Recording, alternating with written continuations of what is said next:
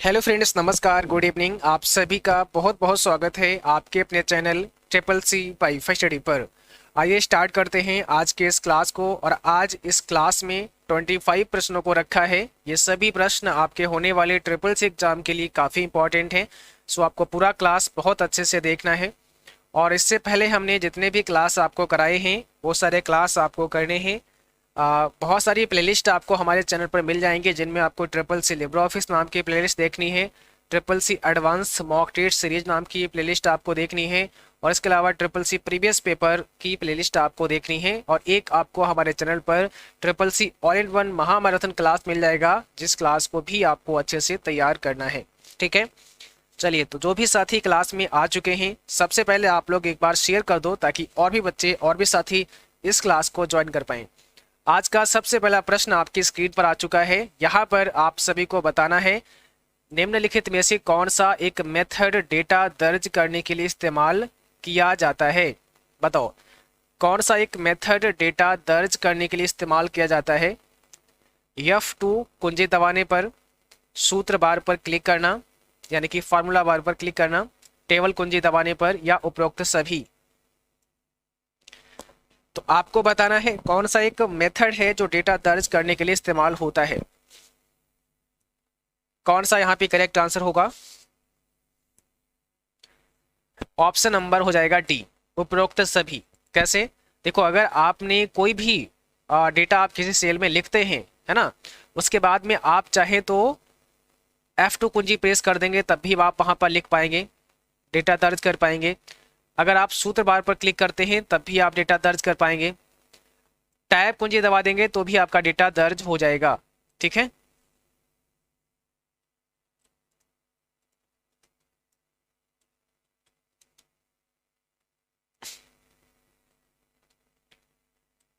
Hello friends, नमस्कार, good evening. आप सभी का बहुत बहुत स्वागत है आपके अपने channel triple C wifi study पर। आइए स्टार्ट करते हैं आज के इस क्लास को। और आज इस क्लास में 25 प्रश्नों को शामिल किया है। ये सभी प्रश्न आपके एग्जाम के लिए काफ़ी इंपॉर्टेंट हैं। सो आपको पूरा क्लास बहुत अच्छे से करना है। तो आज का सबसे पहला प्रश्न आपकी स्क्रीन पर है, आपके सामने है। यहाँ पर आप सभी को बताना है कौन सा एक मेथड डेटा दर्ज करने के लिए इस्तेमाल किया जाता है। बताओ, निम्न में से कौन सा एक मेथड डेटा दर्ज करने के लिए इस्तेमाल किया जा सकता है। F2 कुंजी दबाने पर, सूत्र बार पर क्लिक करना, टैब कुंजी दबाना, उपरोक्त सभी। सेल में डेटा दर्ज करने के लिए आपको क्या करना पड़ता है। जैसे मान लिया आपने किसी सेल में कुछ कंटेंट लिखा, ठीक है, तो उसको आप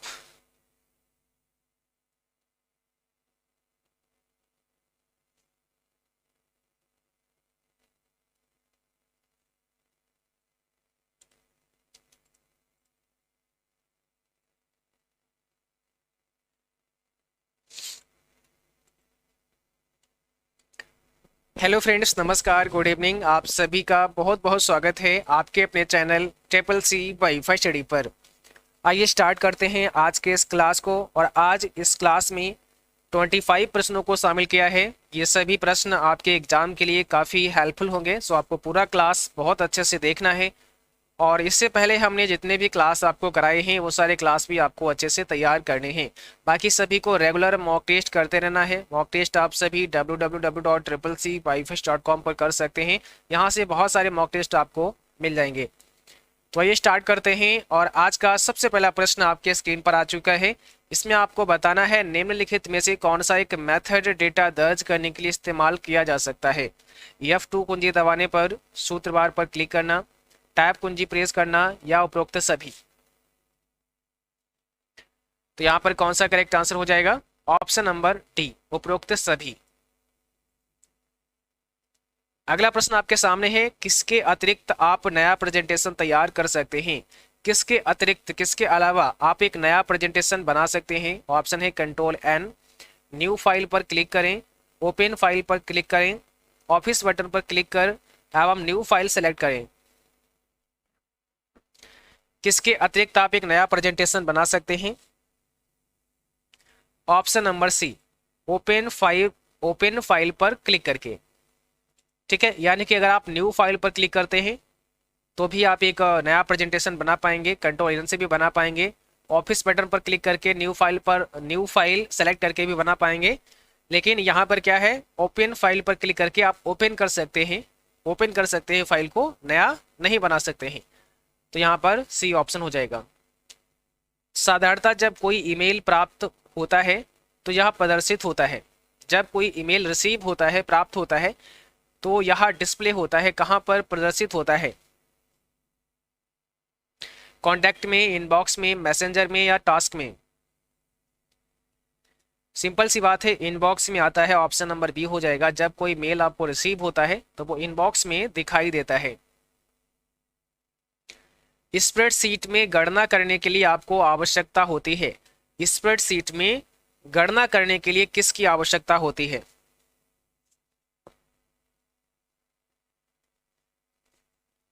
बताइए कौन सा यहाँ पे करेक्ट आंसर है?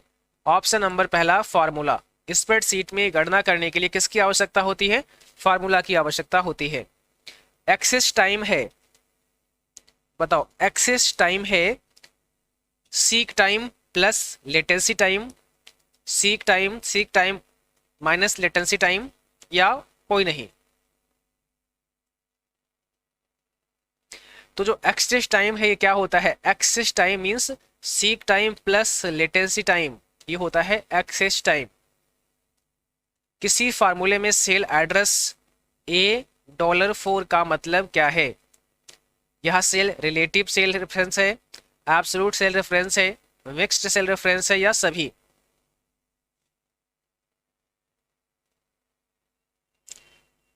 बताइए कौन सा यहाँ पे करेक्ट आंसर हो जाएगा? तो इसका मतलब क्या होगा? मिक्स्ड सेल रेफरेंस है, ऑप्शन नंबर सी। जहां पर डॉलर दिया होगा, एक सिंगल डॉलर, जैसे यहाँ पर कॉलम लेटर के आगे या फिर रो नंबर के आगे डॉलर दिया हो, तो इसका मतलब हो जाएगा मिक्स्ड सेल रेफरेंस। अगर यहाँ पर भी एक और डॉलर लगा देते हैं, एक और यहाँ पर डॉलर का साइन लगा देते हैं, तो ये आपका कैसा हो जाएगा? ये एब्सोल्यूट सेल रेफरेंस हो जाएगा। ये एब्सोल्यूट हो गया। और अगर ये डॉलर आप यहाँ से हटा देते हैं तो ये कैसा हो जाएगा? A4 एकदम। यहाँ पर इसको आप बोलेंगे रिलेटिव सेल रेफरेंस। तो यहाँ पर मिक्स्ड सेल रेफरेंस होगा, सी ऑप्शन हमारा करेक्ट हो जाएगा। ठीक है। जब कोई ईमेल गलती से डिलीट हो जाता है तो इसे रिकवर, रिस्टोर आप कर सकते हैं। कहाँ से? जब कोई मेल आपसे बाय मिस्टेक डिलीट हो जाता है तब इसे आप रिस्टोर कर सकते हैं, वापस ला सकते हैं। कहाँ से वापस ला सकते हैं? तो आंसर हो जाएगा ट्रैश फोल्डर से आप इसे वापस ला सकते हैं। ट्रैश फोल्डर में आपको मिल जाएगा, यानी कि जब कोई मेल डिलीट करते हैं तो वो आपका ट्रैश फोल्डर में चला जाता है। और ट्रैश फोल्डर में कब तक रहेगा? तो यहाँ पर 30 दिनों तक ये ट्रैश फोल्डर में रहता है। ये भी आपको ध्यान रखना है, 30 दिनों तक ट्रैश फोल्डर में रहता है। निम्न में से कौन सा टॉगल केस का उदाहरण है? टॉगल केस का एग्जाम्पल कौन सा है? टॉगल केस का एग्जाम्पल कौन सा है यहाँ पर? तो टॉगल केस में क्या होता है? वर्ड का पहला लेटर स्मॉल होता है, यहाँ पर ये हो जाएगा सी ऑप्शन हमारा करेक्ट। अगला क्वेश्चन देखिएगा, निम्नलिखित में से कौन सा वास्तव में ऑपरेटिंग सिस्टम मल्टीटास्किंग लागू नहीं करता है? कौन सा ऑपरेटिंग सिस्टम मल्टीटास्किंग लागू नहीं करता है? और जो भी बच्चे क्लास में प्रेजेंट हैं, आप सभी जल्दी से क्लास को भाई लाइक कर देना है, शेयर कर देना है, ठीक है, ताकि और भी साथी इस क्लास को ज्वाइन कर पाएँ, देख पाएँ। तो यहाँ पर हो जाएगा MS DOS, जिसे माइक्रोसॉफ्ट डिस्क ऑपरेटिंग सिस्टम भी कहा जाता है। MS DOS डैश सॉफ्टवेयर द्वारा वेब पेज को देखा जा सकता है। किस सॉफ्टवेयर के द्वारा आप वेब पेज को देख सकते हैं? मान लिया किसी वेबसाइट पर हमें जाना है, किसी वेबसाइट पर विजिट करना है, तो हम किस सॉफ्टवेयर का इस्तेमाल करते हैं? तो हो जाएगा इंटरनेट ब्राउजर, है ना। आपको ब्राउजर का इस्तेमाल करना होता है, किसी ब्राउजर का इस्तेमाल आप कर सकते हैं अगर किसी वेबसाइट पर विजिट करना चाहते हैं। इंटरनेट टेक्नोलॉजी में SMIME का अर्थ क्या होता है?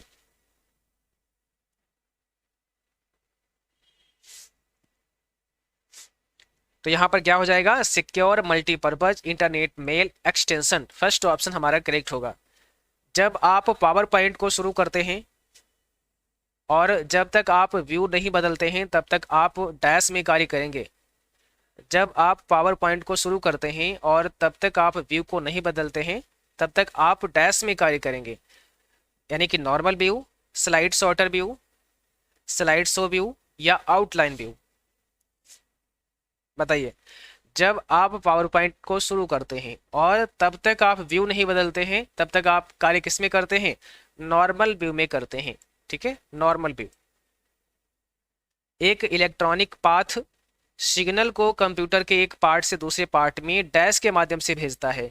एक इलेक्ट्रॉनिक पाथ सिग्नल को कंप्यूटर के एक पार्ट से दूसरे पार्ट में किसके माध्यम से भेजता है, ये आपको बताना है।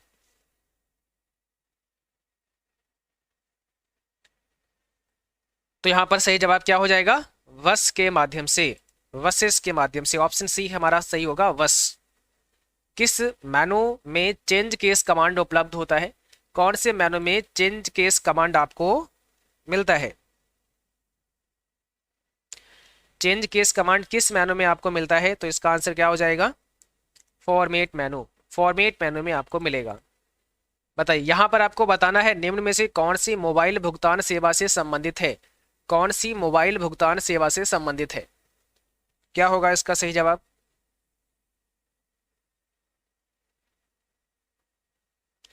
तो यहां पर क्या हो जाएगा? उपरोक्त सभी, गूगल पे, भीम, यूपीआई, ये सभी हैं मोबाइल भुगतान सेवा से संबंधित। तो ऑप्शन नंबर डी हो जाएगा। TIFF का फुल फॉर्म क्या होता है? TIFF का फुल फॉर्म क्या होता है? यहां पर क्या हो जाएगा? Tagged image file format. Option number B correct हो जाएगा, टैग्ड इमेज फाइल फॉर्मेट। किस कमांड का प्रयोग वर्कशीट के अंतिम सेल के सिलेक्शन के लिए किया जाता है? किस कमांड का इस्तेमाल वर्कशीट के अंतिम सेल के सिलेक्शन के लिए होता है?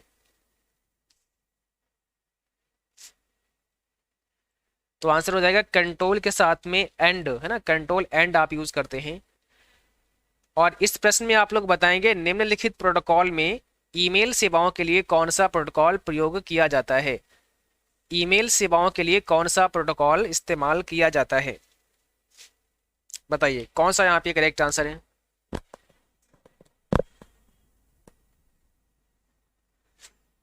तो यहाँ पर आपका राइट आंसर होगा SMTP। ठीक है, SMTP आपका करेक्ट आंसर हो जाएगा, सिंपल मेल ट्रांसफर प्रोटोकॉल।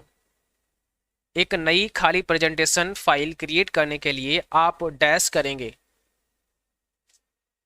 एक नई खाली प्रेजेंटेशन फाइल को क्रिएट करने के लिए, बनाने के लिए आपको क्या करना पड़ेगा?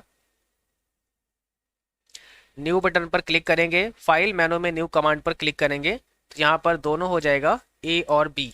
ए और बी दोनों आपका सही जवाब हो जाएगा। अगला प्रश्न देखिएगा, रैम में ऑपरेटिंग सिस्टम को सर्च और लोड करने के लिए निम्नलिखित में से कौन रिस्पॉन्सिबल है? क्या होगा इसमें आपका राइट आंसर? तो यहां पर हो जाएगा boot strap loader. Option number first हो जाएगा, बूट स्ट्रैप लोडर। अगला क्वेश्चन देखिएगा, निम्नलिखित में से कौन सक्रिय सेल की सामग्री को प्रदर्शित करता है? कौन सक्रिय सेल की सामग्री को प्रदर्शित करता है, डिस्प्ले करता है? सक्रिय सेल का मतलब एक्टिव सेल। तो एक्टिव सेल में क्या लिखा है, कौन डिस्प्ले करेगा? फार्मूला बार। ऑप्शन नंबर डी हो जाएगा, फार्मूला बार। ठीक है, फ्यूचर स्किल पोर्टल की शुरुआत कब हुई? बताओ, फ्यूचर स्किल पोर्टल की शुरुआत कब हुई? कौन सा यहाँ पे आपका राइट आंसर हो जाएगा? तो इसका सही जवाब होगा 19 फरवरी 2018। Option number B. निम्न में से कौन सा बिग डाटा फ्रेमवर्क्स गूगल द्वारा विकसित किया गया? कौन सा बिग डेटा फ्रेमवर्क्स गूगल द्वारा विकसित किया गया, डेवलप किया गया? तो इसका सही जवाब होगा मैप रिड्यूस। ऑप्शन नंबर पहला आपका करेक्ट होगा, मैप रिड्यूस। और इस प्रश्न में आप लोग बताएंगे निम्न में से कौन क्लाउड कंप्यूटिंग का लाभ नहीं है? कौन सा क्लाउड कंप्यूटिंग का लाभ नहीं है, आपको ये बताना है। Cloud computing network are easy to maintain, you do not have to worry about running your computer out of storage, you can access more powerful applications from a computer that can usually be run, या फिर none of these, इसमें से कोई नहीं। तो यहाँ पर first option हो जाएगा cloud computing network are easy to maintain. First option हमारा करेक्ट हो जाएगा। अगला क्वेश्चन देखिएगा, डैश प्रौद्योगिकी उपयोगकर्ताओं को ऐसा महसूस कराती है जैसे वे वास्तव में एक आभासी वातावरण में हो। कौन सी प्रौद्योगिकी उपयोगकर्ता यानी कि यूजर को ऐसा महसूस कराती है कि वे वास्तविक एक आभासी वातावरण में है? इसका मतलब वीआर हो जाएगा virtual reality. Option number D हो जाएगा वर्चुअल रियलिटी। और आज की क्लास बस यहीं तक थी। उम्मीद है आप सभी को क्लास पसंद आई होगी और कल सुबह मॉर्निंग में भी आपको 8 बजे क्लास मिलेगी, तो सभी को सुबह 8 बजे की क्लास को ज्वाइन करना है। और आज का इस क्लास का पीडीएफ भी अभी आप सभी को www.cccbyfirst.com पर अवेलेबल हो जाएगा, जहां से आप इस पीडीएफ को पढ़ सकते हैं और डाउनलोड कर सकते हैं। ठीक है, तो आज के लिए बस इतना ही। Thanks for watching. Thank you. Good night to all.